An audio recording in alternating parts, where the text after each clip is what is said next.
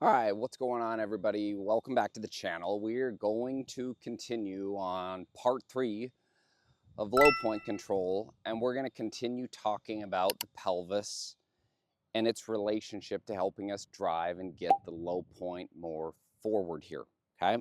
So first things first, just again, recapping what we did last time as we'd talked about.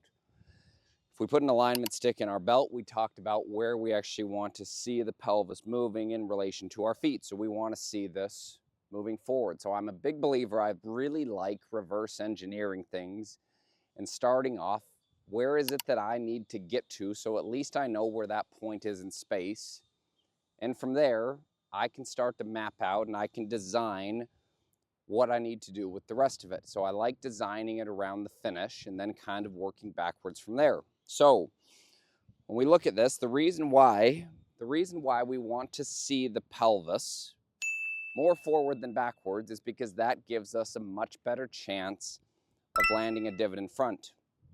So we can see if I'm the player that has the pelvis this far forward, I have the ability to land a divot significantly more forward than if I'm a person with the pelvis back. Even if it's turned, I have more of the ability to land a divot backwards. Now, does this mean that because I have my pelvis forward, and maybe even I have the upper body on center or slightly forward, does that mean that I'm always going to hit the ground first? No, but I think it's a really good starting place. I could, in theory, I could still have the pelvis forward, and I could unload angles early, and we could hit the ground behind it. We're going to save that for another video. So we're going to go into more of how we can get the pelvis forward and what it is that we're looking to do. So let's get into it.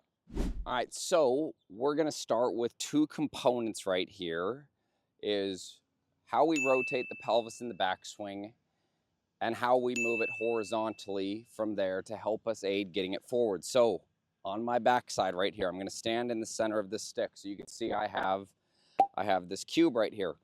What I see out of a lot of players that land a divot backwards is as they turn back, we can see that the center of my pelvis is more over my trail leg. That's going to give me the ability to hit more behind the ball and or come across it if that's how I choose to move my low point forward.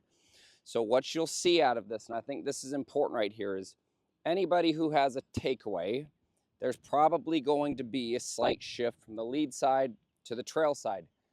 Now it's what we do from there. So if you watch this cube that I have basically representing the center of my spine, which is going to be my tailbone, what you'll see is as I start to turn this in relation to the center of my feet right here, as I start to turn this, this is moving the direction of my lead heel.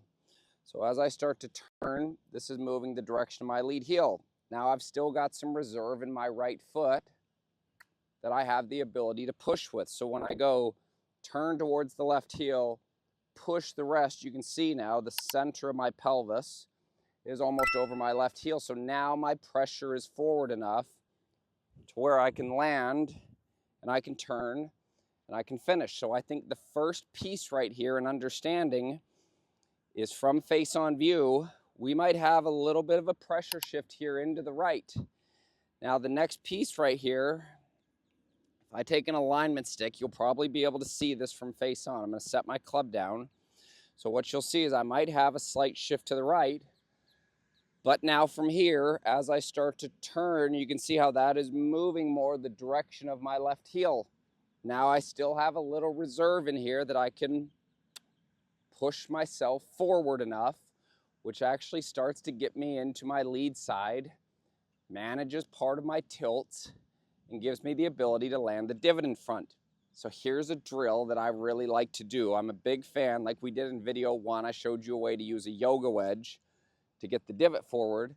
Here's how we're going to use the yoga wedge as a platform that we can actually push off of so that we have something we can feel. When we look at how the ground works. Now, truthfully, if I give credit to anybody on this, this is something that I got from Andres Cali, and I think he explains it really well.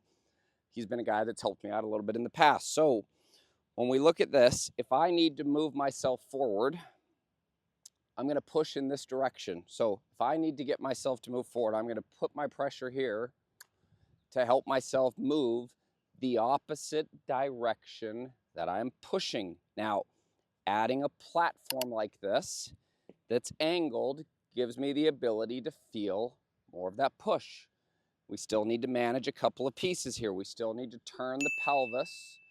We still need to turn the pelvis the direction of the left heel, because that's starting to move our pressure forward. We add a little bit of a push the opposite direction of where we want to move, so a push away from the target to move us towards the target. And I think having an aid like this will really help us in regards to feeling what it is that we need to do in regards to the feet, okay? So what I'm gonna do is I'm gonna put this underneath my right foot. So as I put this underneath my right foot, now I can feel when I've got pressure here into my trail side.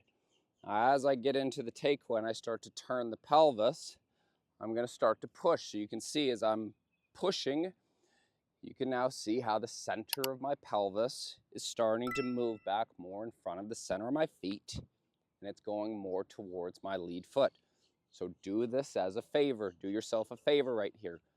Feel again where it is that we need to get to. So go set up, apply a push, move the pelvis forward. So now I know what that feels like. Now I can go takeaway, turn to my left heel, turn the pelvis or the tailbone to my left heel, push. And that's going to help me to land that divot more in front. After we get a feel for it, then we'll let it go. Takeaway, turn the pelvis, push, and then we'll go from there.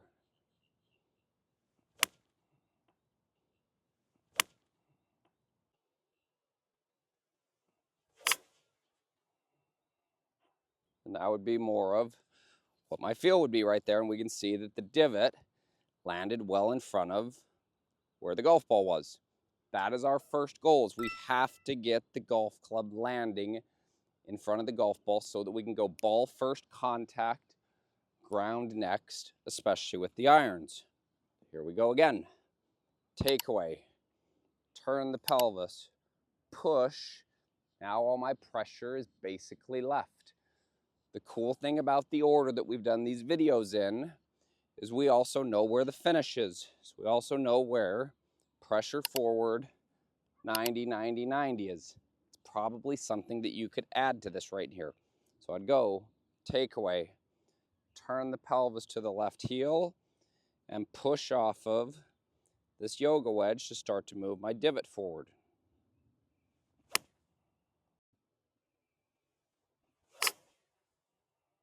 That right there was another very straight golf ball that my divot landed well in front. So if this is a concept that's new to you and you struggle with getting pressure forward early enough, use something like a yoga wedge. Plant something underneath the foot so you have the ability to feel how we move pressure forward. Place something. You can even take a rear view camera angle like what I showed you, where you've got something on basically where your tailbone is. And I can move the direction of your left heel, your lead heel. Use that as a visual. Do things to help aid the feel of getting the pressure in the pelvis forward, because we can continue to work on how we drive low point more forward. There's still a few pieces we have to go. This is one of my favorites, so I hope this helps. Give this a go. If you have any questions or comments, leave those down below, and I'll make sure I get back to each and every one of you. Thank you. I hope you enjoyed this video here. If you haven't, please click that subscribe button. You can also click the bell right there, and that's going to notify you every time that I release a new YouTube video. Also, if you haven't, check out that last video that I did. It's right here, pinned to the screen. Thank you so much for your support. I really do appreciate you watching. If you have any questions, any comments, please leave those below, and I will make sure I get back to each and every one of you. So, thank you again. Appreciate your support. We'll see you next time.